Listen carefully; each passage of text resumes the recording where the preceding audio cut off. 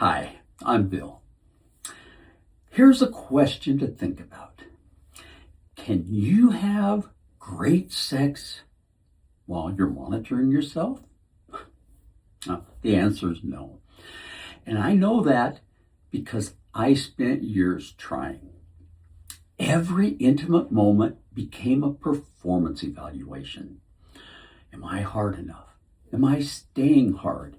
Is she noticing? What if I lose it? Hey, I thought I was being smart, staying aware, making sure everything was working. But what I was actually doing was guaranteeing that things wouldn't work because the body doesn't respond well to being watched. It doesn't perform under surveillance. Let me show you what monitoring really is and why it's so destructive. Let me see how I can make this point. Have you ever tried to fall asleep by constantly checking to see if you're asleep? Am I asleep? Nope, still awake. How about now? Nope, of course not. Because the act of checking prevents the very thing that you're trying to achieve. Monitoring during sex works the same way. The act of checking whether you're hard enough prevents you from getting hard. The act of evaluating whether it's working prevents it from working. Here's what monitoring really is. It's self-surveillance. It's like splitting yourself into two people, the performer and the critic. Part of you is trying to have sex. Part of you is sitting in the audience judging the performance. How's he doing? Is this going well? Rate the performance so far. As long as you have a critic in the room, you can't lose yourself in the experience. Most men don't even realize that they're doing this because it happens automatically. The moment intimacy starts, the surveillance begins. Here's what most men don't understand. Arousal requires surrender. Not surrender to another person, surrender to the experience itself. Letting go of control, letting go of evaluation, letting yourself be in it, not watching it. And monitoring is the opposite of surrender. Monitoring is control. It's quality assurance. You're trying to manage your arousal the same way that you would manage a business project. But arousal doesn't work that way. Think about the times in your life when sex worked naturally. Were you monitoring? Were you checking? Were you evaluating? No. You were lost in it. You were absorbed. You weren't thinking about it. You were experiencing it. That's what presence feels like. And monitoring destroys presence. Here's the cruel irony. The more you care about performing well, the more you monitor. The more you monitor, the worse you perform. I lived this for years. I cared deeply about being a good lover, about not disappointing my partner, about getting it right. So I monitored constantly. And the more I monitored, the more I struggled.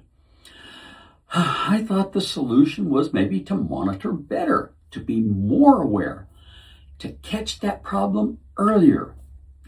That was backwards. The monitoring was the problem. Well, here's what I tried that didn't work. I tried to stay focused.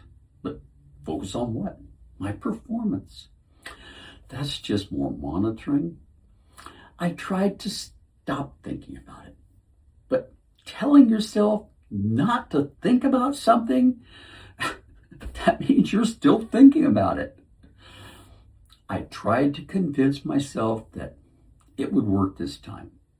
But that's still outcome focused, still evaluating, still watching to see if it worked. None of that helped because they were all variations of the exact same thing, staying in my head instead of being in my body. So what actually works? Stop trying to control the outcome. You stop evaluating the performance and you start asking a different question. Not how am I doing, but what do I feel? Not is this working, but what's happening right now? Not am I hard enough, but what does my body want to do in this moment? This isn't about positive thinking. It's about shifting where your attention lies. From the watchtower to the experience. From the critic's chair to your own body. Here's what that looks like in practice. Let's say you notice yourself checking. Am I hard enough? First, just notice it. Oh, I'm monitoring again. No judgment, no frustration, just awareness. Then shift the question.